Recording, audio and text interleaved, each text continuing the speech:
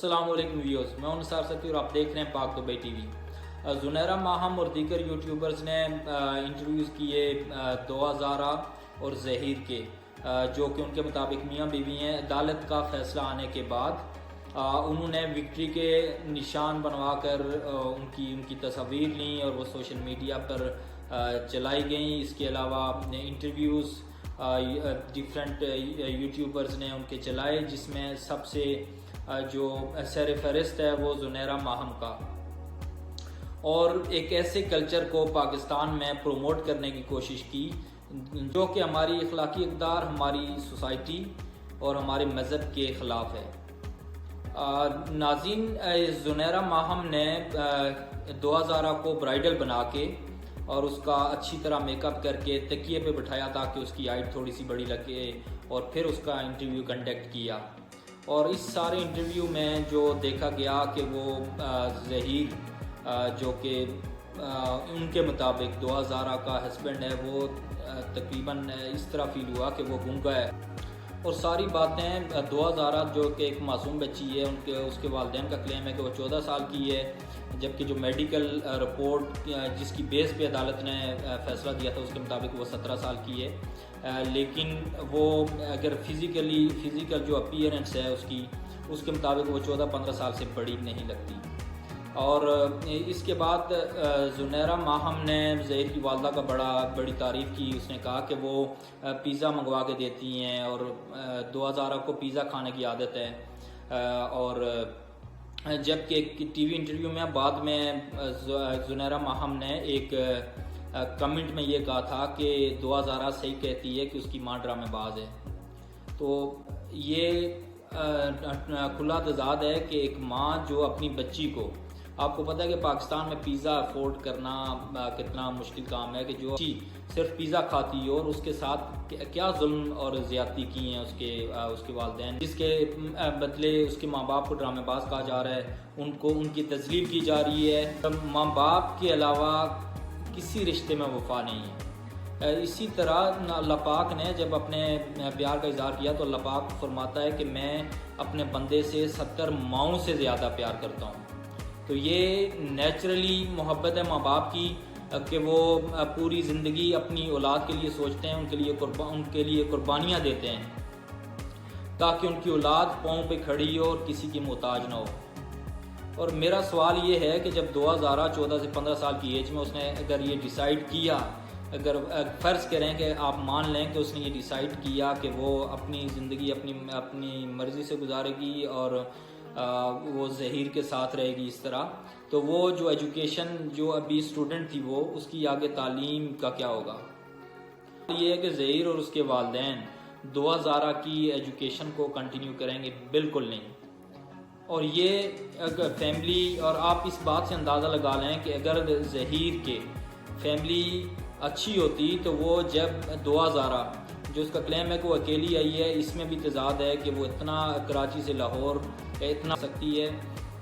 اس میں تضاد ہے، اس کی پراپر انویسٹیگیشن ہونی چاہیے۔ اور اگر وہ اس طرح کا سفر کر کے آئی تھی تو جب ظہیر کے والدین کو چاہیے تھا کہ ان کے ماں باپ جو روڈوں پہ ذلیل و خوار ہو رہے تھے، اپنی بچی کے لیے مارے پھر رہے تھے، ان کے ساتھ کانٹیکٹ کرتے اور بچی ان کو واپس کرتے، لیکن الٹا یہاں پہ ظہیر اور اس کے والدین اور اس کی فیملی، اس کے بھائی اور اس کے ماں باپ، وہ ٹوٹلی جو ہے نا ظہیر کو ڈیفینڈ کر رہے ہیں، اور وہ نہ صرف اس ایک ناجائز رشتے کو ڈیفینڈ کر رہے ہیں بلکہ قانونی طور پہ پوری فائٹ کی جا رہی ہے دعا زارا کے والدین کے اگینسٹ، اور ان کو جو ہے نا اور یوٹیوبرز کے ذریعے بھی ان کے والدین کی تذلیل کی جا رہی ہے۔ جو ان کا دکھ ہے اس میں مرہم رکھنے کی بجائے ان کے دکھ کا تماشا بنایا جا رہا ہے۔ اس انٹرویو کے دوران زنیرہ ماہم نے یہ بھی کلیم کیا کہ ظہیر احمد 80 سے 90 ہزار روپے کماتا ہے پاکستان میں، جبکہ آپ کو پتہ ہے کہ ڈگریز لے کے پاکستان میں ہمارے جو ینگسٹرز ہیں وہ ذلیل و خوار ہو رہے ہیں، ان کو جاب نہیں ملتی، اور وہ لڑکا کہ جو کیمرے کے سامنے آپ کو یہ لگے کہ وہ گونگا ہے،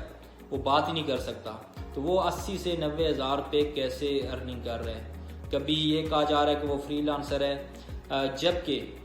جبکہ ظہیر کے کچھ دوستوں کا اس کے بارے میں کہنا تھا کہ یہ جو ہے نا ایک بیڈ کریکٹر لڑکا ہے اور اس نے کافی سارے غلط کام کیے، اور اس کے دوستوں نے انتہائی خطرناک انکشافات کیے ہیں ظہیر کے بارے میں، اور ان کا یہ بھی کہنا تھا کہ اس کی گندی عادات ہیں۔ تو سوال یہ پیدا ہوتا ہے کہ وہ فیملی کے جس کو کوئی اپنا رشتہ دار ایکسیپٹ کرنے کو تیار نہیں، اور ان کو ہمارے یوٹیوبرز ڈیفینڈ کر رہے ہیں، ان کو فرشتہ بنا کے پیش کر رہے ہیں کہ بچی کا بڑا خیال رکھا جا رہا ہے اور اس کو پیزے کھلائے جا رہے ہیں گھروں میں۔ زنیرہ ماہم اور جو یوٹیوبرز اس ناجائز کلچر کو پروموٹ کر رہے ہیں، شرم آنی چاہیے انہیں، اور یہ ہم سب پہ یہ فرض ہے کہ ہم اس چیز کو ڈسکریج کریں اور ان یوٹیوبرز کا محاسبہ کریں۔ اور یاسر شامی کے بڑے ویلڈ کوسچن تھے زنیرہ ماہم سے، جو بالکل یاسر شامی نے اس کو لاجواب کر دیا۔ بعد میں اس نے کلیم کیا کہ میرے جو جوابات تھے، جو میں نے آنسرز کیے یاسر شامی کو، وہ کٹ کر دیے گئے، لیکن اگر آپ وہ 6 منٹ کی یاسر شامی کی ویڈیو دیکھیں تو اس میں اس نے پورا ٹائم دیا، لیکن وہ لاجواب رہی اور آئیں بائیں شائیں کرتی رہی۔ اور سوال یہ بھی ہے کہ اگر مان بھی لیا جائے کہ اس بچی کی ایج 17 سال ہے، تو بغیر آئی ڈی کارڈ کے نکاح کس نے نکاح پڑھایا اور یہ نکاح کیسے ہوا، اور یہ نکاح رجسٹرڈ کیا، اس کو بھی قانون کے کٹہرے میں لانا چاہیے۔ بحیثیت قوم ہم سب کو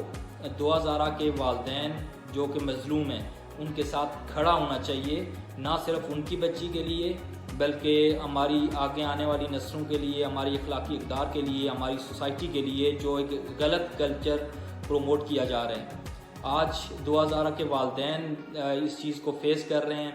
اور یہ ان کے لیے بڑا تکلیف کے مراحل سے گزر رہے ہیں، اور کہ ہم دعا زارہ کے والدین کو سپورٹ کریں، ان کے ساتھ کھڑے ہوں تاکہ اس طرح کے غلط کلچر کو ڈسکریج کیا جا سکے۔ ہمیں چاہیے کہ ہم والدین کے مقام کے بارے میں اپنے بچوں کو بتائیں، اور والدین کی قربانیاں جو اپنی اولاد کے لیے وہ دیتے ہیں ان کو بتائیں، تاکہ اس طرح کے لوگ جب کانٹیکٹ میں آئیں ہمارے بچوں کے تو وہ بچے ان کے ٹریپ میں نہ آئیں۔ ناظرین جتنا ہی ملتے ہیں ایک نئی ویڈیو کے ساتھ، تب تک اپنا اور اپنوں کا خیال رکھیں۔ اللہ حافظ۔